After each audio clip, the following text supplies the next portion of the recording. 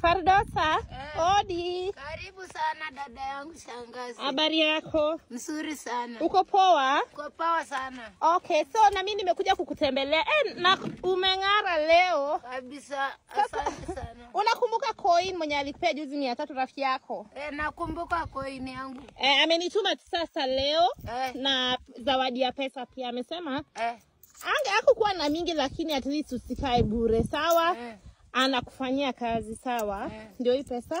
Kuna hii pesa hapa. Oi. Ash. Ni shilingi ama? Ni 50 bob. Tunipatie watoto aende kulia peremende. Kwa nini?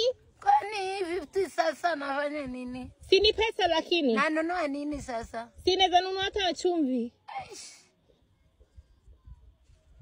Tunipatie watoto tu aende kununua peremende tu. Kwa nini sasa? Si ndio hii ni shilingi moja. Hujazoea ma coins? Hakuna mazoea hii. Umezoea manoti? Alafu pia akasema pia kwa sababu alijua utakasirikia hiyo pesa na aliona unapenda mayai, si ndio?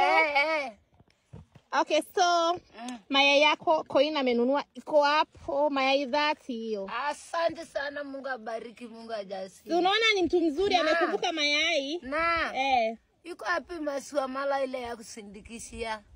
Akusindikishia mayai. Huwezi shukuru hata wameleta mayai. Nashukuru sana kabisa, nafikiri shilingi peke yake ndio naletea. Hiyo ilikuwa naleta chakula yangu ile mzuri. Hiyo coins ilikuwa yenye imebaki kwa mayai. Ikabaki 50, nikasema nisikule shilingi yako hata moja, nikuletea hata hiyo 50. Sawa, asante sana coin basi. Mungu abariki kwa maana mengalia sahi mayai. Asante sana, Mungu akuongezee. Na Mungu ambariki. Mungu abariki. Iko wapi hiyo pesa? Hata hii shilingi. Nachukua tu. Nanunua sukari tu. Utanunua kitunguu na nyanya. Chumbo.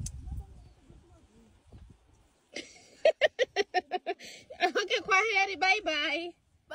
Yote enjoy. Yote ni hiyo, kwani kulikuwa na kitu kingine tena? Haya. Hakuna kitu kingine ya nyama. Si mayai, kwani si lazima ukule kila siku mayai nyama? Si unaweza kula mayai ubadilishe diet. Hakuna hata escort. Na hiyo 50 si ni escort.